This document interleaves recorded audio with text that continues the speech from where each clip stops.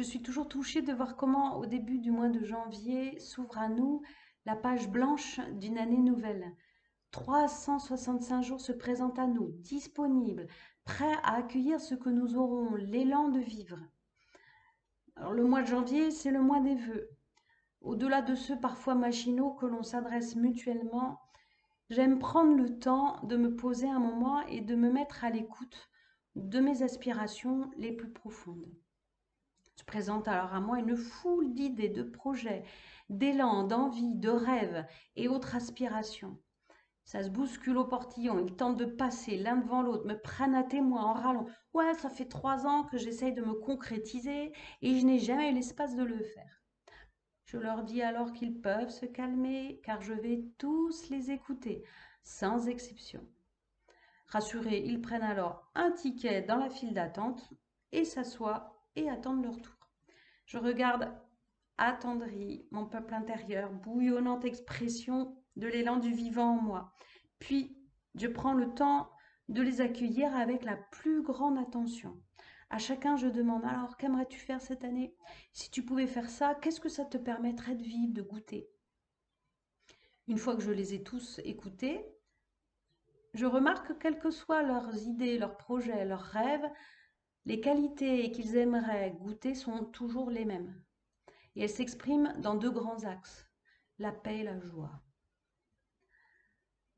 En voyant le nombre d'idées, de projets qui se présentent à moi, je réalise quand même que cette année encore, je n'aurai pas le temps et l'énergie de tous les concrétiser.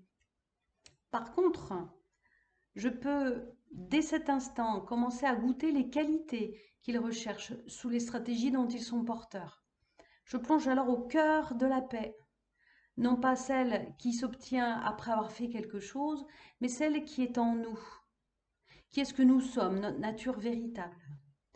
Et j'y découvre que la paix originelle est vraiment synonyme de la joie, de l'être, tout simplement.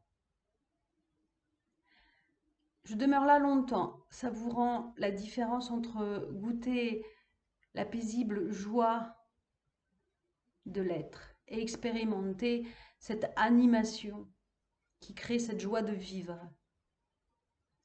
Puis je choisis un ou deux projets, idées, rêves à concrétiser pour cette année. Je le fais avec une grande légèreté, avec une grande liberté, sans crainte de me tromper, car je ne le fais plus pour obtenir la joie d'être ou la joie de vivre, que je peux goûter finalement dès maintenant, mais simplement par pur élan, par pur jeu. C'est pour moi l'ultime cadeau de cette nouvelle année.